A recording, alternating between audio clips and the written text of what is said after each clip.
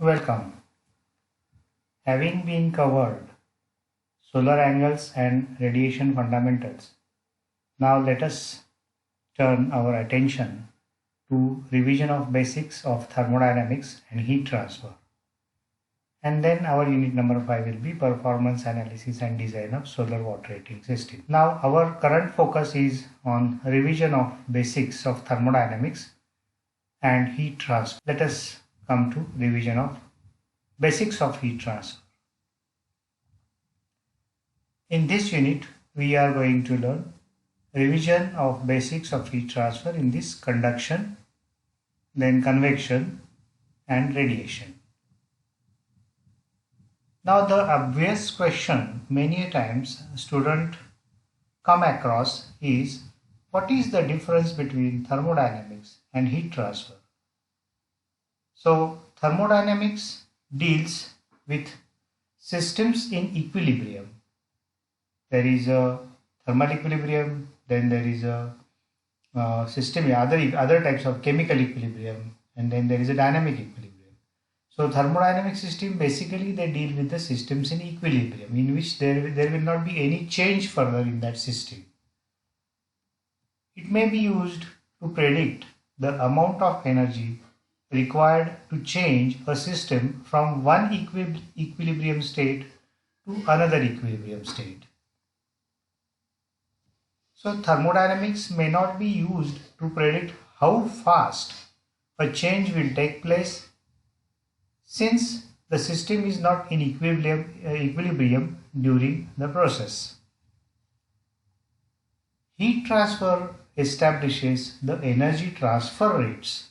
So rates, when we talk of rates, that is with respect to time, then heat transfer will come to our help. For example, suppose a hot steel bar is immersed in a glass of cold water, like this shown in the sketch. If the hot steel bar is immersed in a glass of cold water, then if we want to analyze this system from thermodynamics point of view, then thermodynamics may be used to predict the final equilibrium temperature of water-steel bar combination. Suppose the hot steel bar temperature, initial temperature of the hot steel bar is say 120 degrees Celsius, and the initial temperature of water is say 25 degrees Celsius. Then with the help of thermodynamics and energy conservation laws, we can predict what would be the final temperature of this combination, final temperature of the system. So thermodynamics will not tell us how long it will take to reach this equilibrium. Suppose the final temperature of the system is say, final bar temperature is say 47 degrees Celsius, with water temperature same. So water and bar are come to the final thermal equilibrium at 47 degrees Celsius. But thermodynamics will not tell us how long it will take to reach this equilibrium condition, or what the temperature of the bar will be after a certain length of time. Suppose we immerse this hot bar into water, and then the temperature of bar goes on decreasing and temperature of water goes on increasing. So after say 2 minutes of time, what will be the temperature of water, what will be the temperature of bar, that we cannot predict using thermodynamic principles. Now the thermodynamics can tell us only after the equilibrium is achieved. Now heat transfer here will come to our help to analyze the system in a microwave. So heat transfer may be used to predict the temperature of both the bar and the water as a function of time and space also. So in which avenues heat transfer will help us in this system? It will help us after 1 minute of time, what will be the temperature of bar, in 1 minute of time what will be the temperature of water, and it may, if we again go on analyzing in a detailed manner, the temperature distribution across the bar, temperature distribution in water, and then what are the times, at what time. Suppose the final temperature of water is needed at say 38 degrees Celsius. So at what point of time, whether 38 degrees Celsius, 38 degrees Celsius of water temperature will be achieved, that can be calculated using heat transfer fundamentals. So heat transfer is useful in this manner. So it is an energy. Now what is heat transfer? Heat transfer is energy in transit. So energy in transport. So energy is being transported. But what makes the energy transport? Because this is a temperature difference.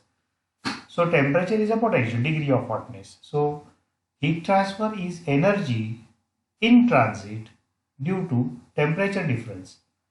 Whenever there exists a temperature difference in a medium or between media, heat transfer must occur. So in whichever substance heat here temperature difference occurs, there bound to be heat transfer. Now what is the nature of heat transfer? Direction of heat transfer. Here second law has already established that is transferred from high temperature to low temperature. Heat never is transferred naturally from low temperature to high temperature. So this is established by second law. Now the scope of heat transfer subject is enormous. So this is just a representative list of subjects in which we use heat transfer extensively. So whenever the word heat exchanger comes, there heat transfer analysis is done. So there we use heat transfer principles. The first branch is chemical engineering, where lot of reaction vessels, lot of process equipment design use heat transfer analysis. The entire transport phenomena topic is related to heat transfer, where the energy and mass transfer takes place. In mechanical engineering field, in IC engines, like IC engine cylinder cooling, jacket cooling, radiators, and all these, wherever high temperature, wherever we are dealing with combustion and high temperature in IC engines, their heat transfer analysis come into picture. So it becomes a vital avenue of study in IC engines. In refrigerators also, condensers, compressors, heat dissipation, then evaporators, refrigerating effect, in air conditioner. So in all these fields, heat transfer plays a crucial role. In manufacturing also, suppose some machining operation is going on, then some coolant is being used. Then at what rate the coolant must be supplied so that the desired rate of desired temperature of job is to be maintained. This is a very rudimentary way of using heat transfer. In many advanced manufacturing practices, many advanced analysis of heat transfer in 2-dimensional, 3-dimensional ways is used. And then in electrical transformers, so the heat generation in all the electrical cables and conductors is I square RT, Joule's effect. So wherever electricity is flowing, there is a heat generation. Then dissipation of heat comes into picture. There the investigators or engineers are using heat transfer principles. In insulation design, also heat transfer is used. In electronics, circuit cooling, because all the electronic circuits generate lot of heat locally, and then if that local heat is not removed or it dissipated, the performance of that circuit is affected. So there also the fast removal of heat from a very minute from a very micro area is again analyzed using heat transfer principles. So this is the importance of the heat transfer subject. Now coming to the modes of heat transfer.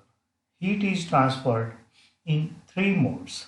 First is conduction, where heat is transferred in a homogeneous medium. This is a way. So this is a flame here, and the flame is giving heat to the pan, and then the pan is getting heated. So the pan is getting heated all over because of the conduction heat transfer. Now convection, the same flame is heating the air, and that this air, hot air or hot gases are being received by the surface of the pan here, and the pan is getting heated. So this is convection.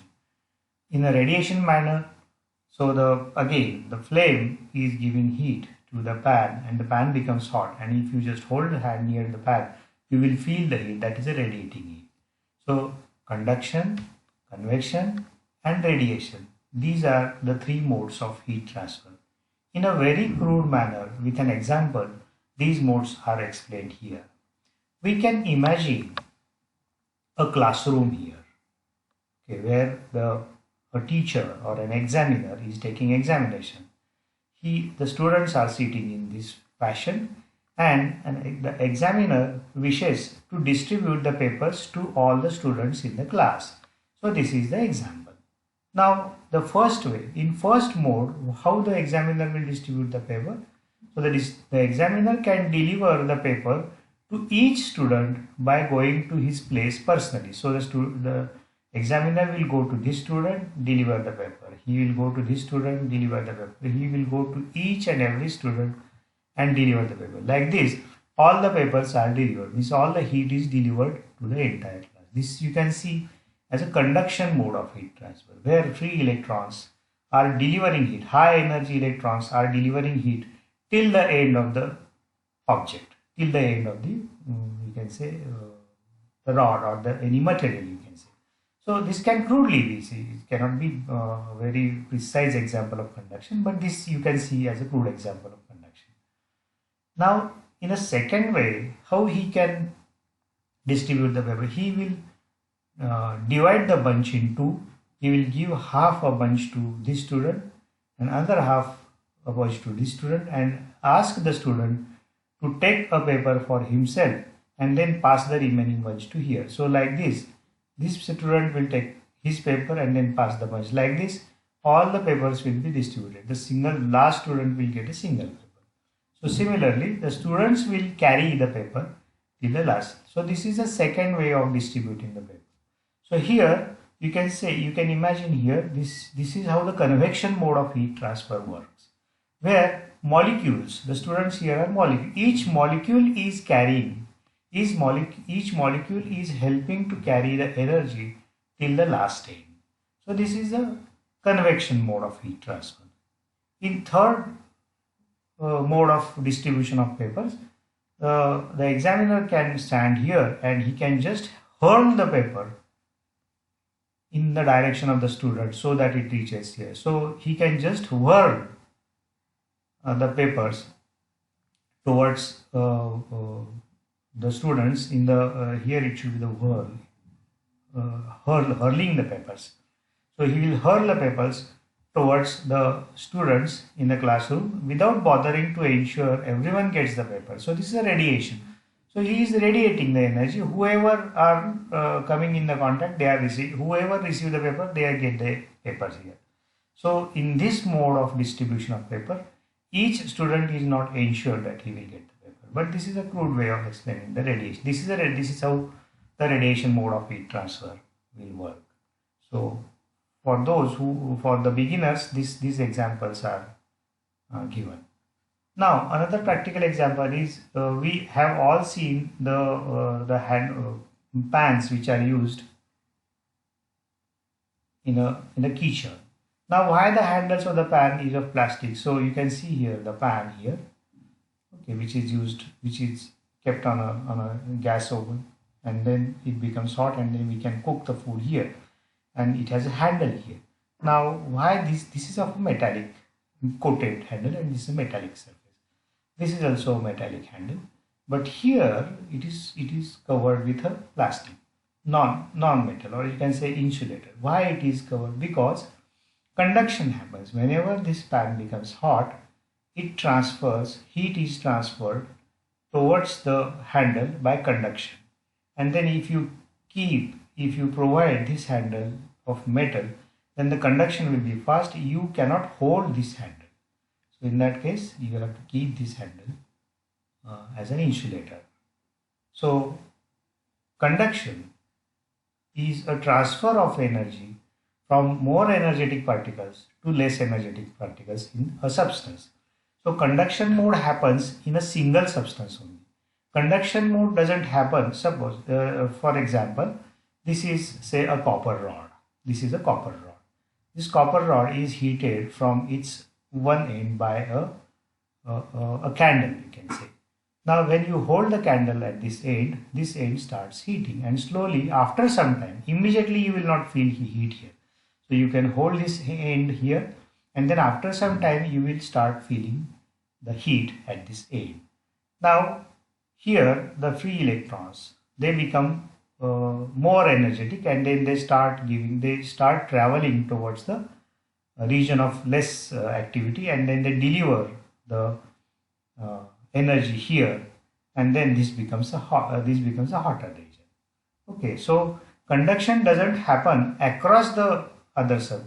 So this copper rod, air is surrounding the copper rod. Okay, now heat is not conducted to the air.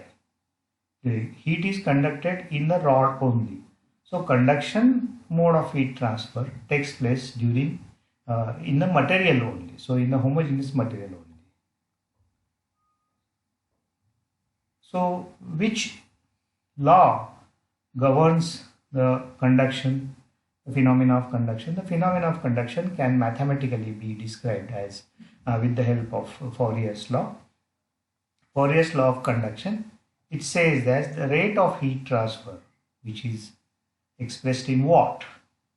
So rate of heat transfer Q is equal to, suppose heat is transferred from in the slab from this end to this end, and obviously the requirement is that one end of the slab is maintained at the high temperature. Suppose Ti is initial temperature at this phase of the slab, and then Tf is the final temperature. So obviously heat will be transferred from high temperature to low temperature. So heat will be transferred in this direction.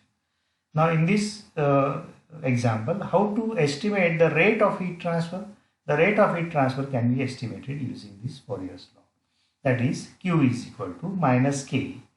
Why this minus? I will explain. K is the thermal conductivity of the material and is a property of that material. So K, A is the area across which the heat transfer is taking place. Now in conduction, area under consideration is always the area across the heat transfer. Suppose heat transfer is taking place in this direction, then we have to take area perpendicular to this. So this is the area of heat conduction. Now if we can imagine heat is transferred from the top side, then the area becomes this. If heat is transferred from this high temperature region to low temperature region, the direction of heat transfer is this, then area would be this. Okay, so area is the area across the direction of the flow of heat. Now dt by dx is the temperature gradient over space. So dt is the change in the temperature, dx is the thickness, or in a discrete manner we can write here. So minus Ka is given here. Now Tf is this temperature, sorry, final instant temperature, and then Ti is the initial temperature. Okay, final instant minus final event minus initial event. This is for dt. Okay, and by L is the thickness of the material. So minus Ka Tf minus Ti by L, that is in watts. So this will be more clear when we solve the examples. Now something regarding why this minus. Heat always flows down the line. Heat is always flowing in a direction of decreasing temperature. It will never flow automatically in a direction reverse. So it has always a negative gradient. So Tf, if you just substitute the value of Tf here. Now obviously heat is transferred from high temperature to low temperature. Suppose for an instant you may imagine that this temperature is 90 degrees Celsius. Obviously this Ti is 90. If Ti is 90 degrees Celsius, then Tf would always be less than 90 degrees Celsius. For example, let us say this is 80 degrees Celsius. Now here the final instance is 80 degrees. So final instance is 80 minus initial instance is 90. So 80 minus 90 is minus 10. Minus 10 by L is say 1 meter. So this is 1 meter.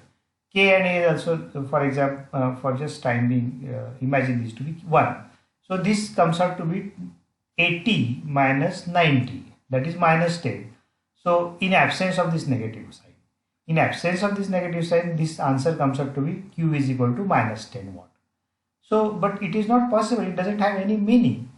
Okay, so it means we have to add a minus sign because heat is flowing downwards. Heat is flowing towards a negative direction. We have to compensate this by negative sign. So if you add negative here, it becomes 80 minus 90 minus 10. This minus is compensated. Then Q you will get 10. So that's why this minus sign is added in a Fourier's law. Now some discussion on thermal conductivity. Thermal conductivity is a property of the material. Okay, and then thermal energy may be conducted in solids by two modes. One is lattice vibration and another is transport by free electrons. Now in good electric conductors, a large number of free electrons move about in the lattice structure of the material. So metals have large number of free electrons in them. Just as these electrons may transport electric charge, they may also carry thermal energy from high temperature region to a low temperature region. So energy may also be transmitted as vibrational energy in the lattice structure of the material. Now, however, energy transfer in metals due to lattice vibrations is not as large as electron transport, because heat conduction and electricity conduction is predominantly due to free electrons in metals. Okay, so that's why many good electric conductors are good heat conductors. Many good electrical conductors are also good heat conductors because of this free electrons. Now this is just to get the idea of what are the values of thermal conductivity. Now thermal conductivity of some metals is shown here. On x-axis you can see different metals: silver, copper, aluminium and carbon steel, or steel we can say. Stainless steel also has some in the range of same value. Now on y-axis the thermal conductivity. Thermal conductivity value varies from 0 to 400 watt per meter Kelvin. Silver has the maximum thermal conductivity of 410. Copper follows it, 385. Then aluminium is 202. And then carbon steel 43. Stainless steel is again in the range of 50, better than carbon steel, 50, but again very less thermal conductivity. Now one thing we can conclude from here is that numerical value of thermal conductivity indicates, because 410, you compare 410 and you compare 43. 410 watt per meter Kelvin. Watt means joules per second. So 410 watt joules of energy per second is transferred. Here in carbon steel, 43 joules of energy per second is transferred. So numerical value of thermal conductivity indicates how fast heat will flow in a given material. As limiting cases, we can go back to this case. Suppose thermal conductivity is infinite. Okay, take an imaginary material here where the thermal conductivity of this rod is infinite. So what would be the case in that? What would be the experience in that case? The moment you start heating this end of the rod, immediately you will get the heat here. So immediately same temperature will be experienced here. So there will not be any time lag between heat transfer from this end to this end, because thermal conductivity in that case would be infinite thermal conductivity. So fastest transfer of heat. In practical cases it is not possible. Now this is just a limiting case to understand thermal conductivity concept. Now thermal conductivity is 0. What does it mean? Thermal conductivity 0 means it is a perfect insulator. Perfect insulator means what? At whatever rate you supply heat to this end, you will never feel the heat at a far end of the material. So no heat will be transferred. So in between, from 0 thermal conductivity to infinite thermal conductivity, all the practical materials in engineering will fall. So numerical value of thermal conductivity indicates how fast heat will flow in a given material. Now these are the thermal conductivities of some insulating material. So glass has a thermal conductivity of 0.78 watt per meter Kelvin. Wood or maple wood has a 0.17. Sawdust is almost equivalent to insulator.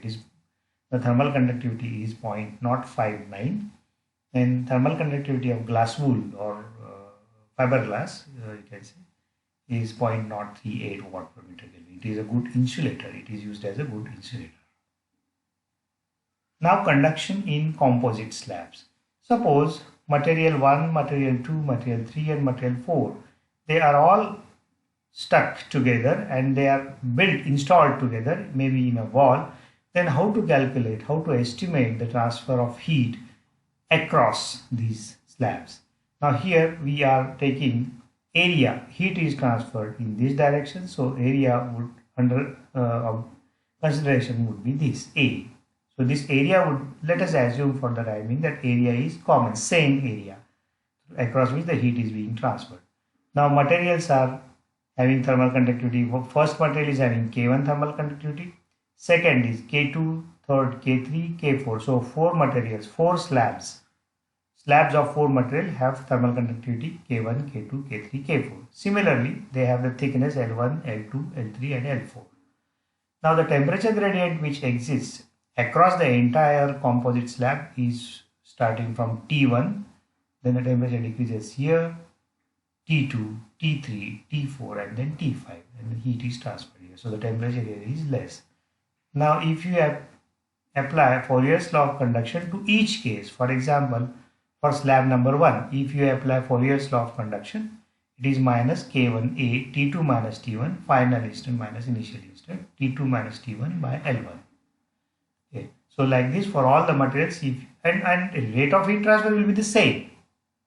Rate of heat transfer across the slabs will be the same, that is Q. So this you can equate, all the heat transfer rates can be equated, and then if you combine this equation, you can write as Q is equal to T1 minus T5. So T1 minus T5, the entire temperature difference, divided by, if you just bring it and do some mathematical jugglery, you can get this type of expression. That is L1 is the thickness and K1A is the thermal conductivity and area. A remains the same here. So L2 by K2A, L3 by K3A, L4 by K4A. You can see this type of expression as thermal potential difference entire, T1 minus T5 divided by thermal resistance. So this indicates the thermal resistance offered by the entire slab. You can model these slab as R1, R2, R3 and R4, heat resistance to heat transfer offered. So you can see this, look at this expression as a resistance to heat transfer. Now in many engineering applications, cylindrical heat transfer across the cylindrical objects also we need to analyze. So suppose some hollow cylinder, this cylinder this is the inner diameter and this is the outer diameter of a hollow cylinder. This is the length, L is the length of the hollow cylinder, and then suppose some hot fluid is flowing through this, okay, and this surface is hot. Okay, now we are not right now focusing on how heat is transferred from hot fluid to this wall. We are just discussing conduction here. So the temperature of this wall is known, say 180 degrees Celsius. How heat is conducted across the cylinder here. Okay, so that is our point of study, our focus here currently. Now how do we analyze this? Now R is the radius at certain distance. dr is the thickness of the strip. Now how we can analyze QR, heat transfer in radial direction, is again minus KAR. So this heat transfer in this direction and the area across is this. So AR is the area, dt by dr is the temperature gradient in radial direction. Now what is K? K remains same, 2 pi r dr. So 2 pi AR. So 2 pi r is the area here and L is the length. So that is the entire area, and dt by dr. Now you need to integrate this. If you integrate this and then apply boundary conditions and solve the equation, you will get the expression of this nature. Heat transferred in radial direction for a hollow cylinder is 2 pi KL. K is the thermal conductivity, L is the length of the cylinder, Ti is the initial temperature here, inner temperature of the wall, and To is the outer temperature. So in the direction of the heat transfer, Ti and To are to be evaluated. And a natural log of Rho is the outer radius and Ri is the inner radius. So this is the outer radius. You can see here, this is the outer radius and this is the inner radius, Ri. So natural log of Rho and Ri. So this expression helps us to evaluate heat transfer across a hollow cylinder. Many times the cylinders are insulated. So again, similar to the composite case in slabs, composite cylinders also we come across. So some insulation is kept on, some insulation is put on a pipe and all. So these type of cases we frequently come across. So again, this is a pipe, and then across the pipe some type of insulations are put on, and then the rate of heat transfer we are interested to evaluate. Now in that case, what is the rate of heat transfer evaluated? Q is equal to Ti. Ti is the inner temperature here, Ti. So this is Ri, this is Ti. Okay, so the temperature at the inner phase. Now Ti minus To. To is the outer temperature, outer phase temperature, the extreme outer temperature, Ti minus To, which again is a thermal potential difference. And then the resistances we can calculate like this. Natural log of R1 by Ri. So R1 is the first radius here. This is R1 by Ri. R1 log of, natural log of R1 by Ri divided by 2 pi L K1 plus natural log of R2 by R1. Natural log of, this is R2 by R1. R2 by R1, 2 pi L K2. This is K1, this is K2. Okay, and now this is R3 or Ro by R2. So Ro by R2 and K3. This is the K3 one. Like this you can go on adding. And then here also some advanced cases will come where suppose some fluid is flowing through this. Then the fluid transfers heat to the inner wall of the tube by convection. So convection coefficient will also come. Those cases we will separately analyze when we actually discuss the solar flat plate collectors and heat transfer, how heat is absorbed by water in a tube. So this case we will addition of convective heat transfer on this side and on this side we will discuss at the time of flat plate analysis of flat plate collectors. So for the time being, for the composite cylinders, this type of expressions are used. This is just to have a basic idea of how conduction in composite slabs and composite cylinders. Before we go for the convection heat transfer discussion, I think we will attempt some practice examples on simple one-dimensional conduction. Quickly we will discuss this. So this example says about a wall 2 cm thick is to be constructed from material which has an average thermal conductivity of 1.3 watt per meter Kelvin. So a wall is given which has a thermal conductivity of 1.3 watt per meter Kelvin. Thickness of the wall is 2 centimeters, and the wall is to be insulated with material having an average thermal conductivity of 0.35 watt per meter Kelvin. So this wall is to be insulated with a material which is having thermal conductivity 0.35 watt per meter Kelvin, so that the heat loss per square meter will not exceed 1830. So heat loss is given 1830 and heat loss per square meter is given. So 1830 watt per square meter. So area we need to take 1 meter square. Assuming that the inner and outer surface temperatures of the insulated wall are 1330. So this temperature is given here. This temperature is given as 1300. And heat is being transferred in this direction, so that the outermost temperature is given as 30. So these temperatures are given. Now what we need to calculate the thickness of the insulation required. So this thickness we need to calculate. It's a simple problem of composite conduction, composite slab conduction. So let the thickness be TINS. Heat loss Q is given, so 1830 watt per meter square. Here A is 1 meter square. So if you apply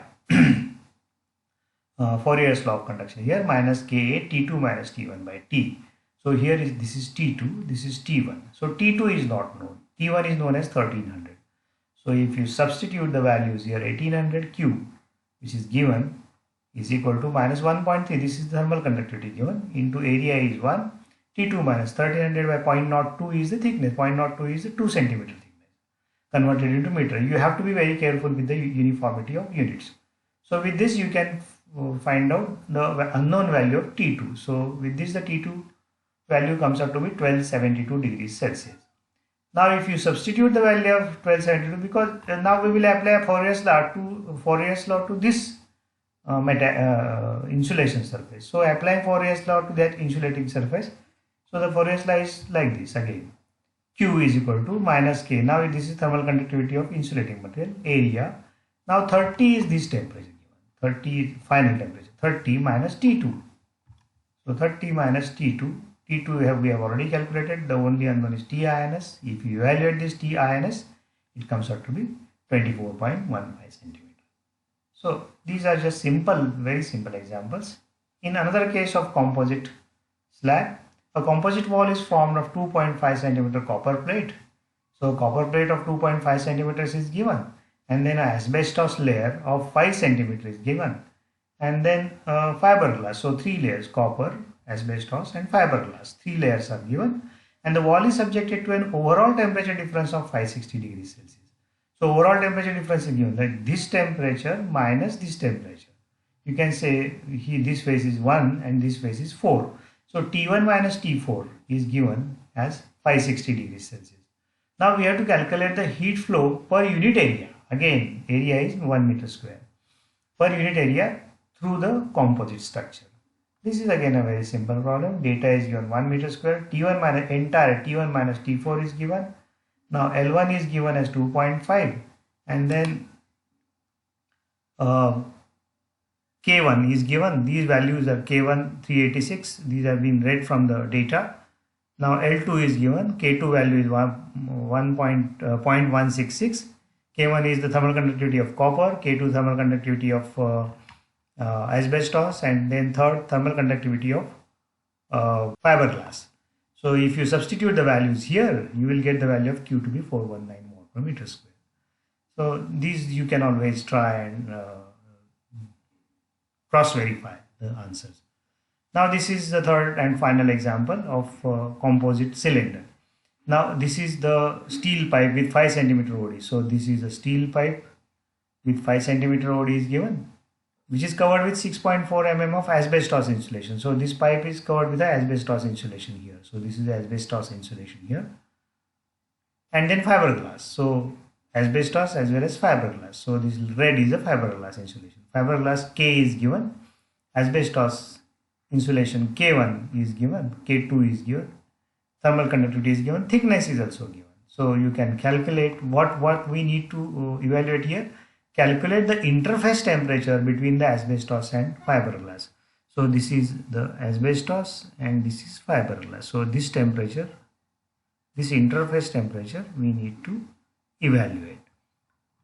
So if you apply again the entire equation here, Q1, Ti is given. Ti is given as 315 degrees here.